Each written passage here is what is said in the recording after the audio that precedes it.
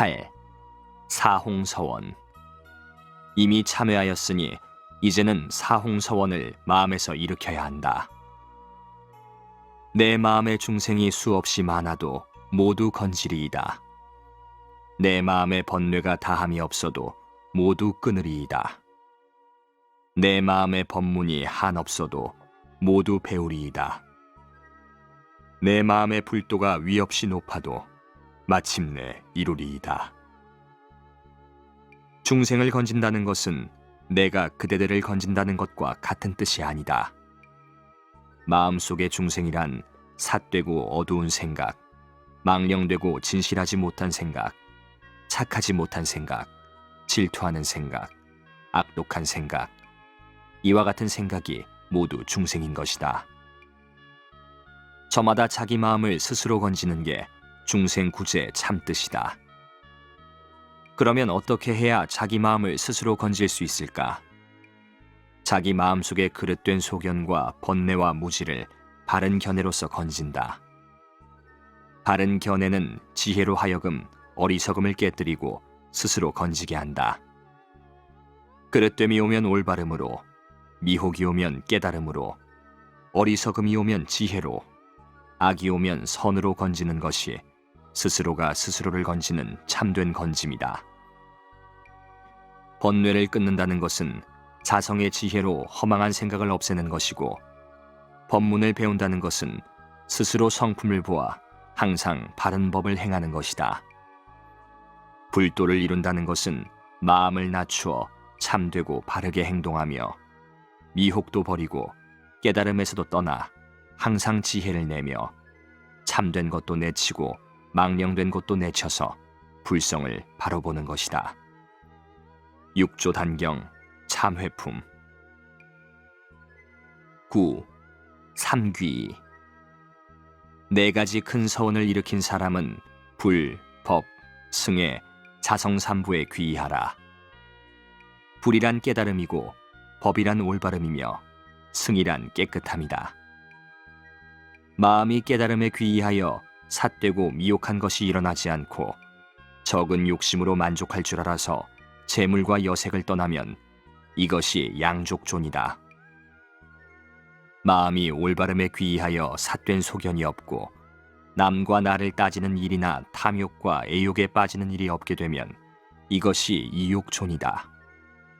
그리고 마음이 깨끗함에 귀의하여 온갖 지저분한 것과 애욕에 물들지 않으면 이것이 중중존이다. 이와 같은 수행이 스스로 귀의하는 것인데 범부들은 이것을 알지 못하고 밤낮으로 삼귀계를 받는다고 한다. 만약 부처에게 귀의한다면 그 부처는 어디에 있는가? 부처를 보지 못한다면 무엇을 의지해 돌아갈 것인가? 그러니 귀의한다는 말이 우습지 아니한가? 그러므로 자신의 부처에게 돌아가지 않으면 의지할 곳이 없다. 이제 스스로 깨달았다면 저마다 제 마음의 삼보에 귀의하라. 안으로 심성을 고르게 하고 밖으로 남을 공경하는 것이 스스로에게 귀의하는 것이다. 육조 단경 참회품. 10. 마음이 밝아야 경을 알 수 있다. 법달은 홍주 사람인데 7살에 출가하여 항상 법화경을 읽었다. 어느 날 조사에게 와서 절하는데 머리가 땅에 닿지 않았다.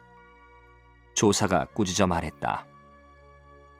그렇게 머리 숙이기가 싫으면 절을 왜 하느냐? 네 마음속에 필시 무엇이 들어있는 모양인데 무엇을 익혀왔느냐? 법달이 대답했다. 법화경을 3000번 외웠습니다. 내가 설사 10,000번을 외워 경전의 뜻에 통달했다 할지라도 그것을 자랑으로 여긴다면 도리어 허물이 된다는 걸 모르는구나. 내 개송을 들어보아라. 절한다는 건 본래 나를 낮추는 것. 어째서 머리가 땅에 닿지 않는가? 나라는 생각이 있으면 허물이 생기고 제 공덕이 즈면 복이 한량없는 것을. 조사가 다시 말했다. 내 이름이 무엇냐? 법달이라 합니다. 내 이름이 법달이라니 어떻게 그리 일찍이 법을 통달했느냐? 하며 다시 개송을 읊었다. 내가 방금 법달이라 했는데 그동안 얼마나 힘써 외웠나. 허투루 외는 것은 소리만 좇을 뿐 마음을 밝혀야 보살이 된다. 내가 이제 인연이 있으니 내가 너를 위해 말해주겠다. 부처님이 말이 없음을 믿으면 입에서 연꽃이 저절로 피리라. 법달이 개송을 듣고는 깊이 뉘우치며 말했다. 앞으로는 반드시 모든 것을 공경하겠습니다. 제가 법화경을 외우긴 했으나 뜻을 알지 못해 항상 의심이 있습니다. 스님께서는 크신 지혜로 경의 뜻을 말씀해 주십시오. 법달이여, 너는 법을 통달했을지 모르나 내 마음을 모르는구나.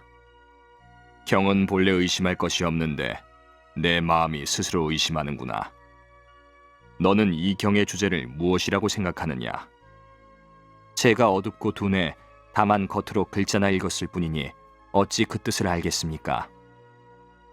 그러면 나는 글자를 알지 못하니 어디 그 경을 한번 읽어보아라. 듣고서 풀이해주겠다.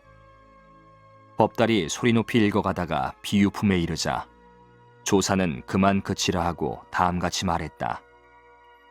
이 경은 본래 인연 출세로 주제를 삼은 것이니 비록 여러 가지 비유를 들어 말했을지라도 거기에서 벗어나지 않는다.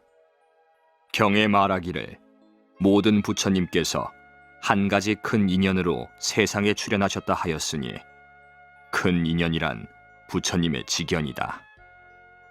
세상 사람들이 밖으로 미혹하여 상에 집착하고 안으로 미혹하여 공에 집착하는데 만약 상에서 상을 떠나고 공에서 공을 떠나면 안과 밖에 함께 미혹되지 않을 것이다. 이 법을 깨달으면 한 생각의 마음이 열리리니 이것이 곧 부처님 직연을 얻는 길이다. 부처란 깨달음이라는 뜻이다. 깨달음의 단계를 자세히 나누면 4가지가 된다. 깨달음의 직연을 얻고 깨달음의 직연을 보이며 깨달음의 직연을 깨닫게 하고 깨달음의 직연에 들게 하는 것이다. 여러 보임을 직접 체험해서 문득 깨달아 들어가면 곧 깨달음의 직연인 본래의 참 성품이 나타날 것이다. 내가 경의 뜻을 잘못 알아서 열고 보고 깨닫고 들어가게 한다고 한 구절에 대하여 이것은 부처님의 직연이지 우리들에게는 없다고 생각하지 마라.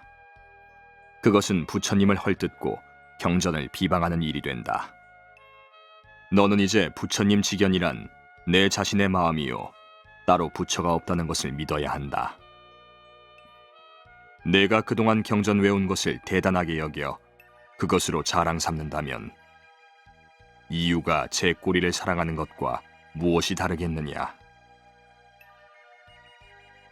그러면 뜻만 알면 수고스럽게 외우지 않아도 좋습니까? 경에 무슨 허물이 있어서 너보고 외우지 못하게 하겠느냐? 다만 미혹함과 깨달음이 사람에게 있고 손해와 이익이 자기에게 달렸으니 입으로 외우며 실제로 행하면 이것이 곧 경을 제대로 읽는 것이다. 입으로 외우지만 실제로 행하지 아니하면 이것은 오히려 경에게 읽히는 것이다. 법달은 이 말 끝에 크게 깨달았다. 육조 단경, 기연품.